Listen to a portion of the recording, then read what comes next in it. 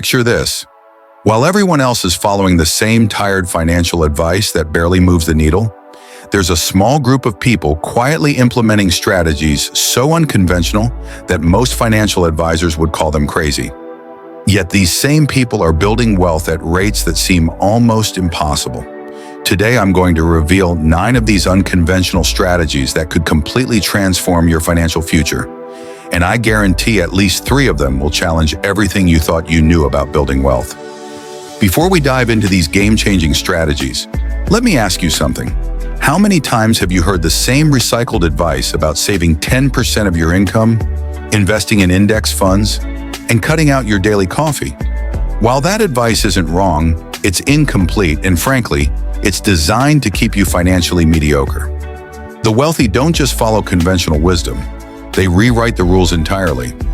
What you're about to discover goes far beyond traditional investment advice. These are the strategies that separate the financially free from the financially stuck. And most importantly, they're strategies you can start implementing today, regardless of your current financial situation. Let's start with strategy number 1. And this one might shock you because it goes against everything you've been told about debt. It's called strategic debt acceleration, but not in the way you think.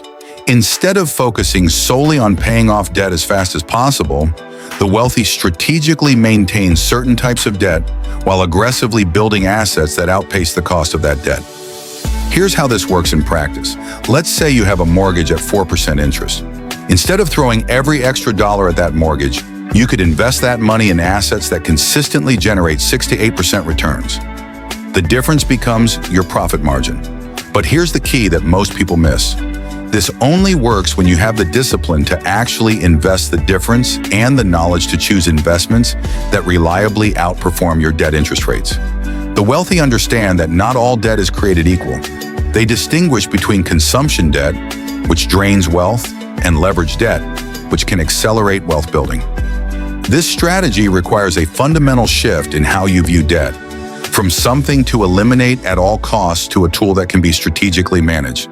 Strategy number 2 challenges the traditional advice about emergency funds, and this one might make some financial advisors uncomfortable. It's called the opportunity cost emergency fund strategy. Instead of keeping 6 months of expenses sitting in a low-yield savings account earning practically nothing, you can structure your emergency fund to work harder for you.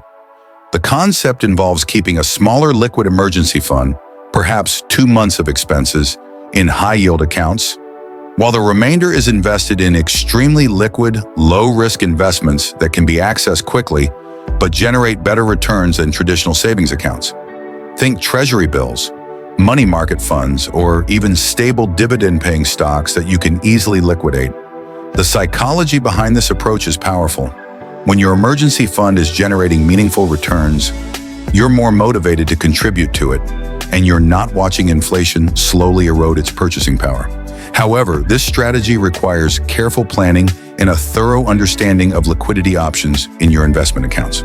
Now let's talk about strategy number 3, which I call the micro-monopoly method. This strategy involves identifying tiny market niches where you can become the dominant player with relatively little competition. Instead of trying to compete in massive markets where you're just another small fish, you create mini monopolies in highly specific areas. This could mean becoming the go-to person for a very specific type of consulting in your industry, creating products for extremely niche markets, or developing expertise in areas that most people overlook. The beauty of micro-monopolies is that they often require less capital to establish than traditional businesses, but they can generate disproportionately high profit margins because of the lack of competition.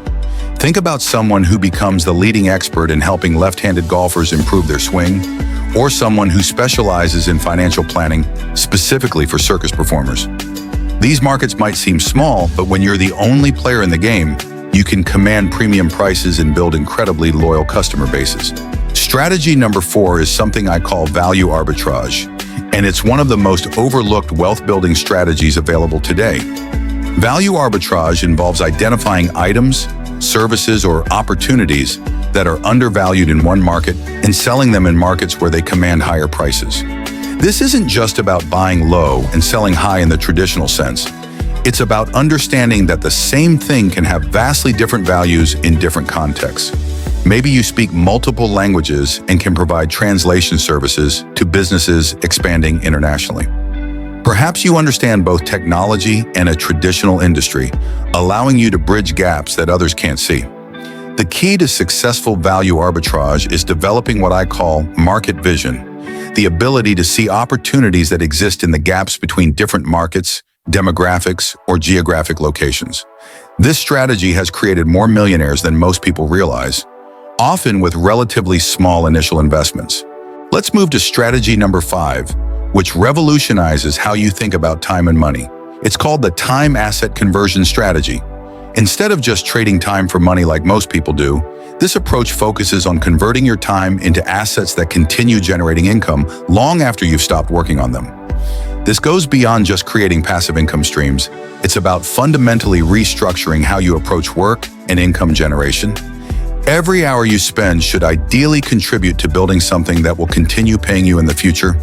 This might mean creating digital products, building systems and processes that can run without your constant involvement, or developing intellectual property that generates royalties. The wealthy understand that their most valuable asset isn't their money, it's their ability to convert time into lasting value. This strategy requires a shift from thinking like an employee to thinking like an asset builder, even if you currently work for someone else. Strategy number 6 addresses one of the biggest mistakes I see people make with their finances, and it's called strategic lifestyle inflation. Most financial advice tells you to avoid lifestyle inflation entirely, but the wealthy approach this completely differently. They strategically inflate their lifestyle in ways that either generate more income or provide tax advantages. For example, instead of buying a bigger house just for luxury, they might purchase a property that allows them to rent out part of it, essentially having tenants help pay their mortgage while they enjoy the upgraded lifestyle. Or they might upgrade their home office in ways that provide tax deductions while improving their ability to generate income. The key is ensuring that every lifestyle upgrade either pays for itself through income generation, tax benefits, or increased capacity to earn more money. This approach allows you to enjoy a better quality of life while actually accelerating your wealth building rather than slowing it down. Strategy number 7 is perhaps the most counterintuitive of all, and I call it the strategic failure investment approach. This involves deliberately allocating a small portion of your resources to high-risk, potentially high-reward opportunities where failure is not only possible but expected in most cases. The psychology here is fascinating. By planning for and accepting failure in a controlled way, you remove the emotional barriers that prevent most people from taking calculated risks. You're not betting the farm, you're making small bets that could potentially change your financial trajectory while limiting your downside risk. This might involve angel investing in startups, purchasing small amounts of extremely speculative investments, or starting side businesses with limited upfront costs. The goal isn't to succeed with every attempt, but to position yourself to benefit dramatically from the few that do succeed. Strategy number 8 challenges conventional wisdom about diversification. It's called concentrated diversification, and it involves being extremely focused in your area of expertise while being diversified in how you monetize that expertise. Instead of trying to diversify across completely different industries and investment types, you become deeply expert in one area and then create multiple income streams within that area of expertise. This allows you to leverage your knowledge across multiple opportunities while reducing the learning curve and risk associated with venturing into completely unfamiliar territory. For instance, if you're an expert in digital marketing, instead of also trying to invest in real estate and commodities, you might create online courses, offer consulting services, build marketing software, and perhaps even acquire marketing agencies. You're diversified in income streams but concentrated in expertise. Our final strategy, number 9, is what I call the social capital acceleration method. This involves systematically building and leveraging relationships in ways that create mutual value and open doors to opportunities that money alone cannot access. Social capital is often more valuable than financial capital, but most people approach networking in completely the wrong way. Instead of trying to extract value from relationships, the wealthy focus on creating value for others first, building a network of people who genuinely want to help them succeed because they've been helped in return. This strategy involves being intentional about the relationships you build, the value you provide to others, and how you position yourself within your professional and personal networks. It's about becoming someone that others want to do business with, invest in, and recommend to others. The implementation of this strategy requires a long-term mindset and genuine commitment to helping others succeed. But when done correctly, it can open doors to opportunities that would be impossible to access through traditional means. Now, here's what separates successful implementation of these strategies from just interesting concepts. You need to approach them systematically, not randomly. Pick one or two strategies that align best with your current situation and expertise. Then implement them thoroughly before moving on to others. The biggest mistake people make is trying to implement too many new strategies at once, which leads to doing none of them well. These strategies work because they require focused attention and consistent execution over time. Also remember that unconventional doesn't mean risky or irresponsible. Each of these strategies can be implemented in ways that are appropriate for your risk tolerance and financial situation. The key is understanding the principles behind them and adapting them to your specific circumstances. As we wrap up, I want you to consider this. The gap between the financially successful and everyone else isn't just about how much money they make. It's about how differently they think about money, risk, and opportunity. These 9 strategies represent fundamental shifts in thinking that can transform your financial trajectory. The question isn't whether these strategies work, because they've been proven by countless individuals who built substantial wealth using them. The question is whether you're willing to think differently about your finances and take action on strategies that might seem unconventional at first glance. Your financial future doesn't have to look like everyone else's, and it doesn't have to follow the same predictable path that leads to mediocre results.